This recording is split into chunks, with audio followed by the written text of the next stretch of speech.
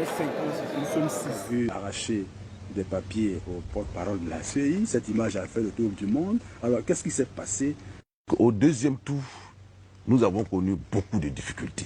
Parce que, justement, ce mode opératoire que nous nous sommes librement fixés a été violé de bout en bout durant ce second tour. D'abord, à la fermeture des bureaux de vote, ce dimanche 28 novembre 2010, alors que le mode opératoire exigeait que l'ensemble des commissaires centraux, qui sont les commissaires qui supervisent les élections aussi, à l'échelle du territoire national, alors que le mode opératoire exigeait que ces commissaires rentrent des missions pour procéder à la consolidation des résultats, ce même dimanche déjà, M. Bamba Yakuba, porte-parole de la CEI, a pris sur lui la responsabilité de l'ensemble des commissaires de proclamer tous les résultats partiels de la diaspora. C'est-à-dire notamment en France. Voilà. Non, les résultats partiels de la diaspora, qui sont les élections qui sont déroulées en dehors du territoire ivoirien. Et cela constituait une violation flagrante du mode opératoire. Voilà. Mais ce n'est pas tout. M. Bamba Yakuba a pris sur lui la responsabilité d'invalider tout le processus électoral en France, au motif qu'il y a eu des violences dans un seul bureau de vote à Paris, bureau qui n'a d'ailleurs pas identifié et défini. Est-ce qu'il avait la compétence d'invalider? Il n'en avait pas la compétence, mais il a proclamé les résultats partiels de la diaspora, sans même les avoir présentés aux représentants des différents candidats qui étaient là, et à l'insu des différents commissaires centraux. C'était une chose inadmissible et grave. Et lorsque nous avons posé la question en commission, puisque une fois revenu de mission, la commission, ça, devant tous les 31 commissaires, nous ne sommes plus revenus sur les résultats litigieux qu'il avait proclamés, parce que, comme je l'ai dit, ils étaient majoritaires à la commission et ils n'ont pas accepté que nous revenions sur ce qui avait été déjà dit. C'est grave. Effectivement. Donc, voilà la première violation du mode opératoire. Donc, mais il faut noter qu'il avait été convenu que plus jamais aucun résultat, fût-il partiel, ne soit donné sans l'aval de toute la commission, c'est-à-dire sans passer par la consolidation. Voilà. Donc, sur ce, nous avons continué donc, les délibérations. Sur les 14 régions du Sud, vraiment, il n'y a pas eu de problème. Toutes ces régions ont été consolidées, validées. Et ces régions-là donnaient largement victorieux le candidat Laurent Gbagbo. Les problèmes sont survenus quand on a abordé au niveau des régions du Nord. Effectivement, pendant le déroulement de ce deuxième tour, nous avions appris des violences extrêmement graves dans la partie septentrionale de la Côte d'Ivoire. Que les rebelles étaient intervenus dans le processus. Il y a eu des viols, il y a eu des exécutions sommaires, il y a eu des exfiltrations des probabos et même des observateurs internationaux. En bref, les forces nouvelles, qui est l'armée des rebelles, est intervenue et cette intervention a pu fausser la sincérité du scrutin. Mais en dépit de ça, nous avons décidé d'examiner les procès-verbaux des régions du Nord. D'abord, notre attention est attirée sur la région de la vallée du Bandama, région dont M. Bamba Yakuba est le superviseur pour le compte de la CEI. Dans cette région, il y a 100 000 voix qui ont été ajoutées, mais de façon imaginaire au candidat Ouattara. Et M. Bamba Yakuba n'a pas pu justifier l'origine de ces 100 000 voix. À partir de là, nous décidons d'analyser beaucoup plus profondément toutes les régions du Nord. Dans les régions du Nord, nous avons reçu beaucoup de procès-verbaux sans sticker. C'était donc des procès-verbaux frauduleux. Voilà. Dans 500 bureaux de vote environ, le candidat Gbagbo Laurent, qui au premier tour avait réuni des voix, dans 500 bureaux de vote, au deuxième tour, il a eu 0 voix. C'est-à-dire même les représentants qu'il a désignés dans ces bureaux de vote-là n'ont pas pu voter pour lui. Et ce qui justifie le fait que lors du deuxième tour, tous les témoignages étaient concordants pour dire que des Progbabo ont été exfiltrés des bureaux de vote. Donc les représentants ont été chassés et il y a eu beaucoup de bourrage d'urnes. Que vous revenez sur on peut appeler ça un incident. On vous a vu à la télé, cette image a fait le tour du monde. On vous a vu arracher des papiers au porte-parole de la commission qui était prêt à donner des résultats. Est-ce qu'on peut avoir une explication à votre geste? Oui, bien sûr. Il faut dire que ça s'est passé le mardi. Voilà. Le mardi 30 novembre. Alors effectivement que nous étions bloqués dans les délibérations. Ce mardi-là, aux environs de 18h, 19h par là. Voilà. La commission électorale indépendante est informée de ce que M. Bamba Yakuba s'apprête à proclamer des résultats. Des résultats partiels. Nous sommes tous surpris. Tous les commissaires centraux. Nous sommes tous surpris puisque nous avons demandé au président de la séance, qui était le vice-président Amadou Soumoro, s'il était informé de cette proclamation. Il a montré son étonnement. Nous avons interrogé M. Auguste Mirmont, le secrétaire permanent. Il a aussi montré son étonnement. Et donc, l'ensemble des commissaires n'étaient visiblement pas au courant de ce que la CEI, à travers son porte-parole, s'apprêtait à proclamer des résultats partiels. C'est ainsi que la commission me mandate d'aller demander à M. Bamba Yakuba... Ah, vous étiez à une réunion? Oui, on était en commission. On était en commission.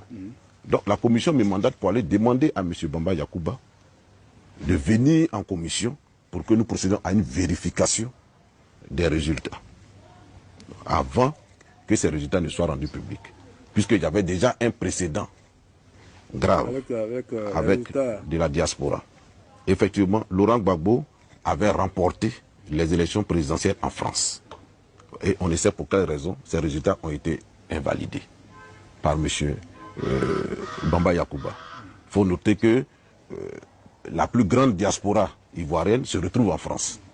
Donc, je reviens à l'incident. Donc, on me mandate pour aller chercher M. Bamba Yakuba pour vérifier les résultats qu'il s'apprête à proclamer. Et je me fais accompagner par M. Tokba, qui est le représentant de la CEI pour le compte du Conseil supérieur de la magistrature. Donc quand nous arrivons, grande est notre surprise de voir que tout le dispositif de proclamation des résultats est en place.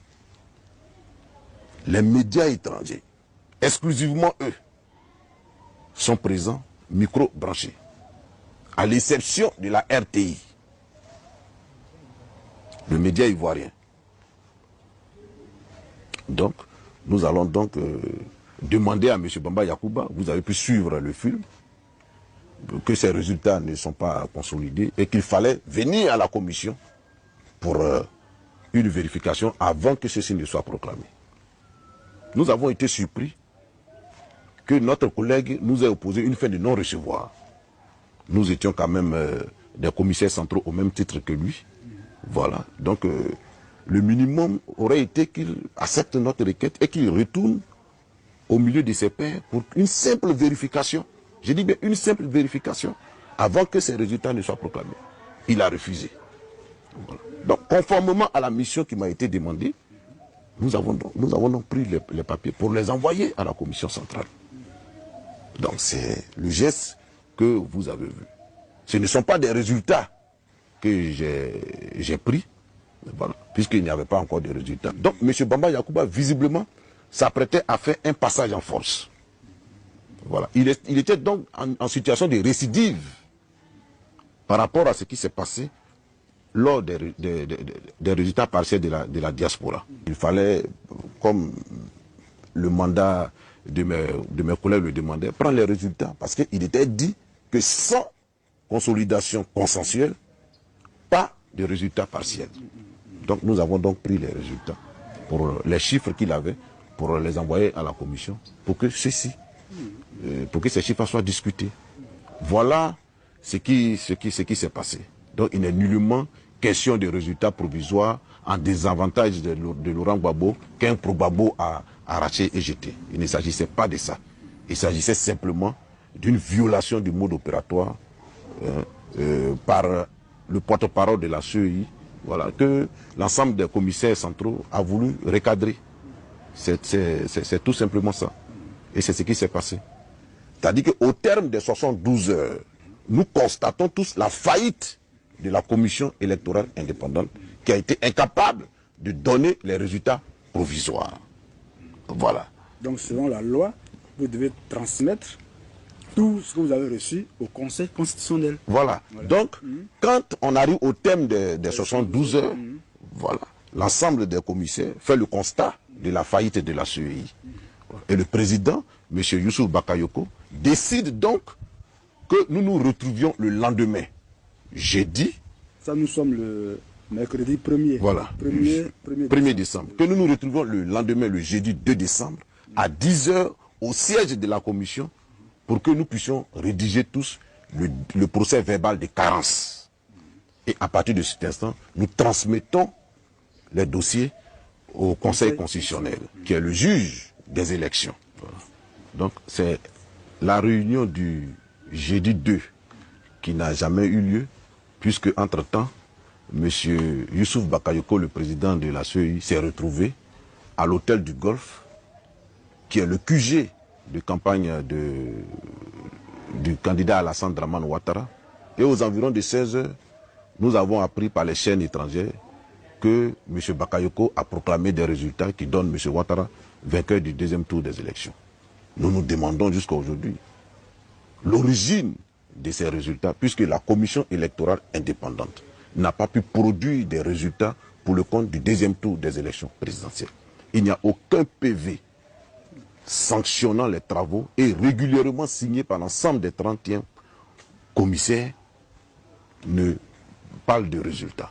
Donc, c'est des chiffres imaginaires, c'est sur des chiffres imaginaires que la communauté internationale s'est basée pour proclamer M. Ouattara vainqueur. Voilà. Mais le Conseil constitutionnel, faut le rappeler, a aussi des documents électoraux qu'il reçoit.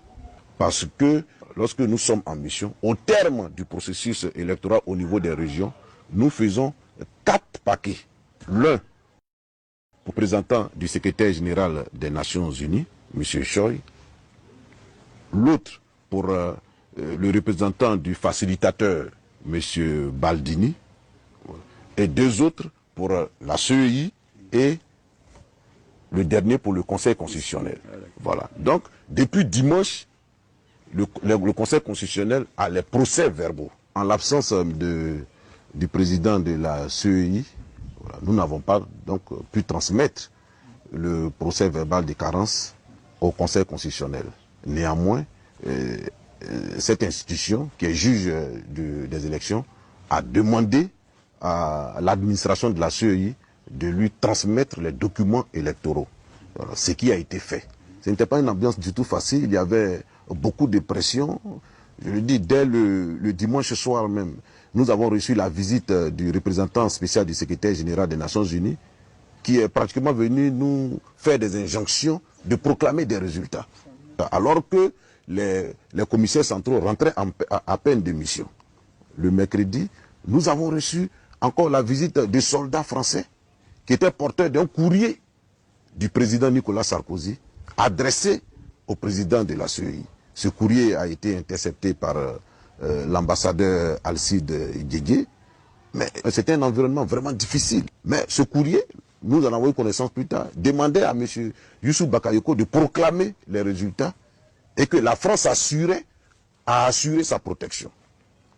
Mais nous comprenons aisément pourquoi, après la proclamation des chiffres au QG à l'hôtel du Golfe, M. Youssouf Bakayoko s'est retrouvé en France, à Paris, dans un palace parisien. Nous comprenons tout. Voilà. Donc il y avait cette pression. Et ce même mercredi, aux environs de 18 h, alors que nous étions toujours en train de trouver des compromis sur les régions du Nord, nous apprenions que les résultats du deuxième tour était proclamé sur l'ensemble des chaînes étrangères. TV5, France 24, CNN, iTélé. Nous avons donc été obligés d'interrompre à un certain moment les travaux et demander à ce que le président vienne calmer le jeu. Parce que la pression était trop forte. Et vous avez vu le président Youssouf Bakayoko venir dire que la CEI n'a pas encore de résultats. Et c'est là qu'il a prononcé sa célèbre phrase « Il n'est pas encore minuit », pour dire que nous avions encore du temps pour la proclamation des résultats provisoires. Tout se passait comme si certaines officines avaient déjà des résultats. Donc c'est dans ces conditions que nous avons travaillé.